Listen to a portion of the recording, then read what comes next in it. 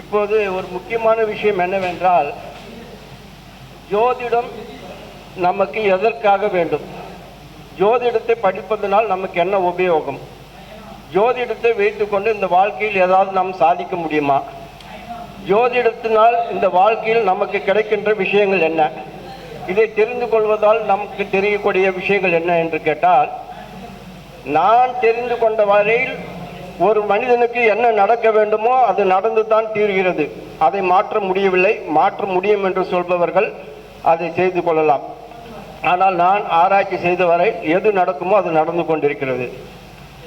ஆனால் ஒரு சில விஷயங்களை அவங்கவுங்க குடும்பத்திலே பார்க்கும்போது ஒரு சிலருடைய மனநிலைகளை யாராலையும் மாற்ற முடியாது. அவர்கள் காலம்பூராம் சண்டை போட்டு கொண்டிருப்பார்கள், பேசி பார்த்திருப்பார்கள், அவர்களுக்கு புத்திமதி சொல்வார்கள், என்ன சொன்னாலும் சரி, அவர்களுக்கு என்ன தோணுதோ அதை மட்டும்தான் செய்வார்கள்.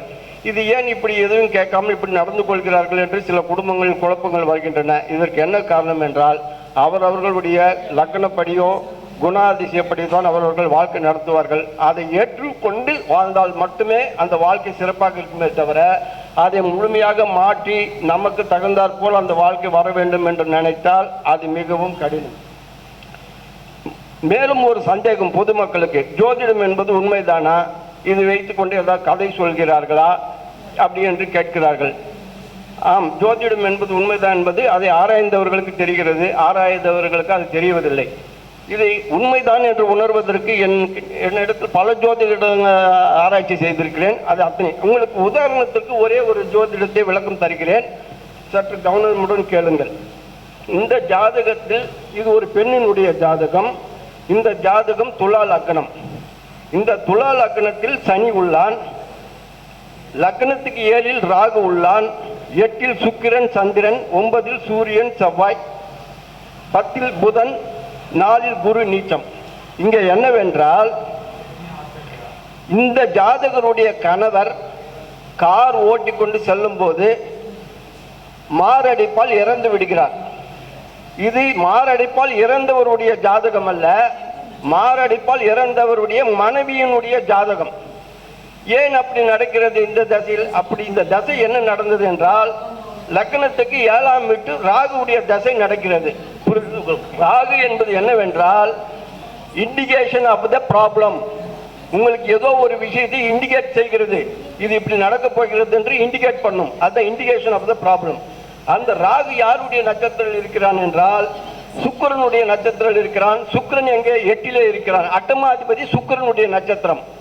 அப்படி என்றால் அவருடைய கணவர் வண்டி வாகனம் ஓட்டி செல்லும் போது மாரடைப்பால் இறந்தார் என்று கதை இருக்கிறது. ஆனால் வண்டி வாகனம் என்பது இங்கு சுக்கிரன் வந்து விட்டான், சுக்கிரன் 8லே உள்ளான். இது ஒரு பக்கம் இருக்கட்டும். ஆனால் 7ஆம் அதிபதி செவ்வாய் 9ல் இருக்கிறான். யாருடன் இருக்கிறான்? இருதயத்தை குறிப்பிடுகின்ற சூரியனுடன் இருக்கின்றான். இந்த சூரியனும் செவ்வாயும் யாருடைய நட்சத்திரத்தில் இருக்கிறார்கள் என்றால் லக்னத்துக்கு 6 குருவுடைய நட்சத்திரத்தில் இருக்கிறான். குரு எங்கே இருக்கிறான் என்றால் லக்னத்துக்கு 4ஆம் இடமான வண்டி வாகனத்தை குறிப்பிடுகின்ற இடத்தில் இருக்கிறான், அங்கே நீச்சமாக இருக்கிறான். அப்படி என்றால் இவருக்கு வண்டி ஓட்டும் போது ஹார்ட் அட்டாக்கில் இறக்க வேண்டும் என்று அவருடைய மனைவி ஜாதகம் சொல்கிறது. இது எப்படி சரியாக வந்தது? இது யார் இணைத்தது? இவருக்கு இந்த மாதிரி தான் ஒரு கணவர் வருவார், அவர் இப்படிதான் இறப்பார் என்று இந்த பெண்ணுடைய ஜாதகத்தில் எப்படி இந்த குறிப்பு இருந்தது? இந்த குறிப்பில் உள்ளபடியே அவங்களுடைய கணவர் எப்படி இருந்தார்? இது போன்று பல ஜாதகங்கள் ஆராய்ந்து பார்த்ததில் அத்தனையும் சரியாக நடந்து கொள்ள உள்ளது. இது அனைத்துமே இறைவனுடைய தீர்ப்பு.